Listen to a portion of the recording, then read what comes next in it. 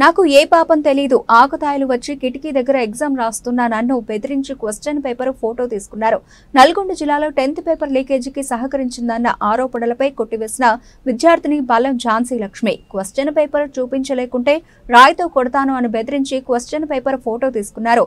ఆ సమయంలో నాకు భయం వేసింది. నాకు ఏం చేయాలో అర్థం కాక క్వశ్చన్ పేపర్ చూపించాను.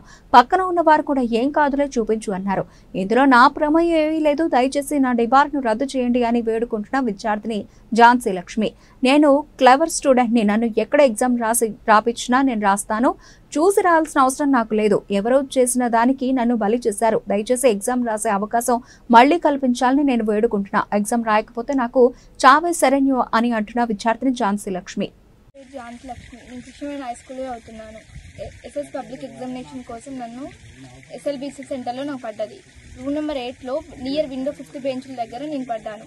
అక్కడ ఉన్న ఒకసేపు మేడం OMR షీట్ అని క్వశ్చన్ పేపర్ ఇచ్చిన తర్వాత ఒక అన్ఎక్స్పెక్టెడ్ వ్యక్తి వచ్చి ఆ ఫోటో తీసుకోవడం జరిగింది. అది ఆ టైంలో ఎలా జరిగిందో భయపెట్టించింది, బాగా భయపెట్టించి ఆ టైంలో నాకు ఏం చేయాలో కూడా అర్థం కాలేదు. అర్థం కాని ఫోటో తీసుకుని వెళ్ళారు. ఆ తర్వాత నేను తెలుగు ఎగ్జామ్ రాసుకుని వచ్చా. తెలుగు ఎగ్జామ్ రాసుకుని రాగానే ఇంటికి వచ్చిన 1-2 అవర్స్ లోపల పోలీసు వాళ్ళు వచ్చారు. మాల్ ప్రాక్టీస్ చేస్తావు, అది చేస్తావు చాలా మాట్లాడారు.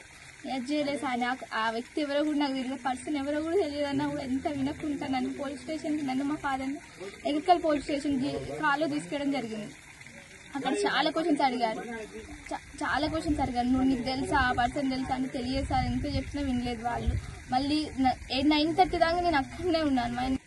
పోలీస్ వాళ్ళు 9:30 దాకా నన్ను మా ఫాదర్ని కూర్చోబెట్టారు. తర్వాత ఒక 10 దాకా 10:30కి నేను మా ఇంటికి వచ్చేసాను. నేను వచ్చిన తర్వాత వాళ్ళు ఏం భరోసా ఇచ్చారంటే, మీరు ఏం కాదు, ఎగ్జామ్స్కి ఏ ప్రాబ్లం ఉండదు, మీరు అన్ని రాసుకోవచ్చు, అన్ని ఎగ్జామ్స్ రాసుకోవచ్చు, జస్ట్ విచారణ కోసం మీరు ఇంటికి పోలీస్ స్టేషన్ తీసుకురావాలని చెప్పారు. విచారణ కోసం ఏం కాదు, ఎగ్జామ్స్ అన్ని రాసుకోవచ్చు అని నాకు మా ఫాదర్కి భరోసా ఇచ్చి పంపించారు.